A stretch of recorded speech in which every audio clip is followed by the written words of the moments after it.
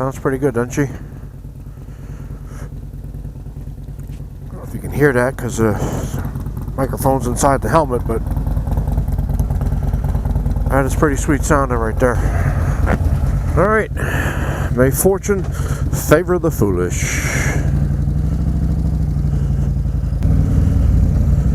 Nisa Yandra Vinaka, YouTube. That's Fijian for good morning. Today I would like to talk about the Stage 4 upgrade for Harley-Davidson.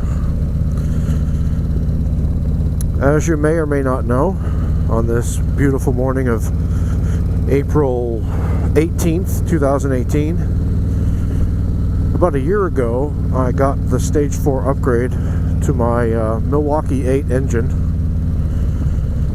going from a 107 cubic inch to a 114. It's the first time I've ever done a Stage 4. I've done Stage 1, I've done Stage 2. I just skipped over 3 and went right to 4.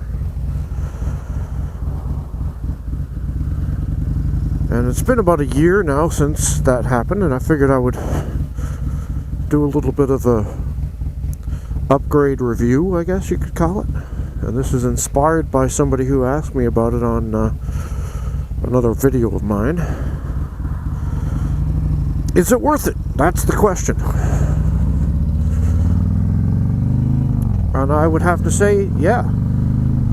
The short answer is yes, it is worth it to me. It may not be worth it to everyone. Ooh, perhaps these vented gloves were not the best idea this morning, being that the temperature is like 38 degrees. Oh well, it's not that long of a trip. The power that I get from the increased cubic inches and whatever else is definitely noticeable. When I twist the throttle, the bike really does get up and go, and before I know it, when I look down at the speedometer, I'm doing 80. So that's a great thing. Seat of the pants power is great. The high RPM power is great. I love the sound of the billet cat from D&D. When I was on the Hootenanny last year, people did notice that the bike was faster. I don't think the bike was as fast as people thought it would be. I think they had this idea that it was going to be like a drag strip bike, which it's not. And last year I didn't quite know how to make the best use of the power band. I've since learned how to do that. It takes time to figure it out, you know. It's like a whole new bike. Since I got the upgrade, I think I've put about, 6,000 miles on it, I think. What's my mileage at right now? Let's see, 9,386, and I was probably at about 4,000 when I got it done. I don't even remember. I'll have to look it up. I did find something out though. When I went to get the bike inspected at the dealership the other day, the mechanic said that Harley, or they recommend that when the build itself has 10,000 miles on it, to replace the lifters because they start making loud noise. So, oh, okay, that kind of sucks. So there's an expense, and you know, maybe that'll be an opportunity for me to say, screw it, let's get a 120 or a 130 or a 180 or whatever the hell.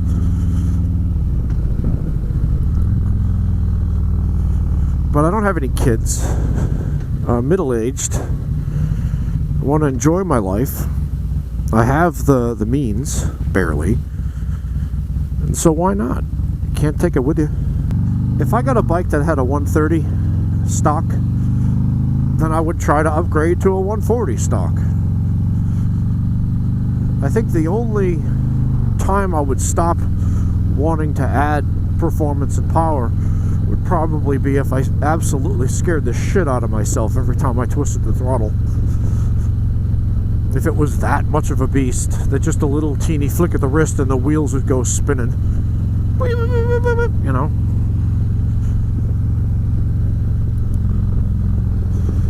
Somebody might say, well, why don't you just get a Hayabusa or a Repsol in one of those Mega Hondas?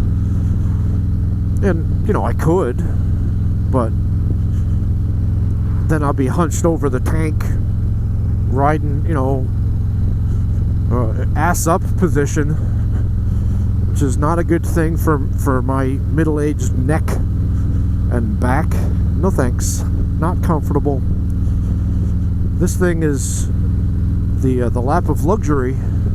The only thing that it doesn't have, which I wish it did, is a heated seat. It's got the inflatable seat, and I can buy a little heating pad I can put on there if I want to, which would be kind of nice.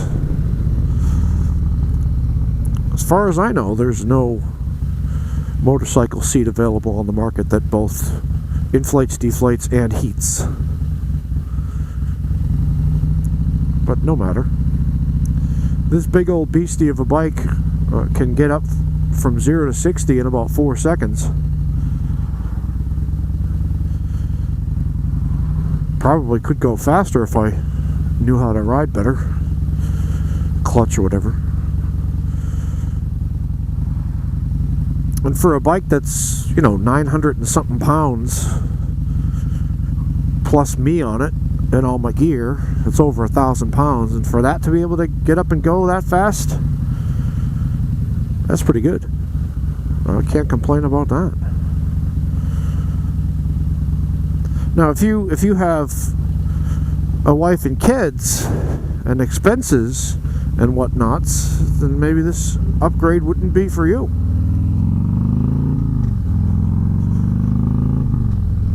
And you might think, oh, what's he bragging? He's got all kinds of money. No. It's life situation. If you have the will and the means and all that, go for it. If you don't feel bad about that. Because, you know, for most of my life, I didn't have the means to do anything of this nature. I'm just lucky enough to be able to enjoy the ability to do that at considerable expense. And since I don't know how to wrench, and I have no talent for it, trust me, multiple dead vehicles and engines and such are testament to that. Since I don't know how to do it myself and don't have that talent, then I pay through the nose for others to do it for me. And that's okay.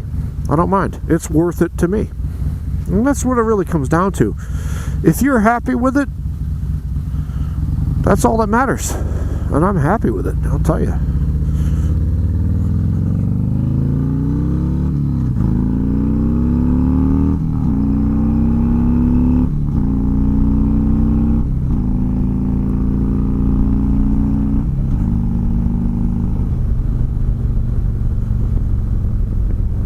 Anyway.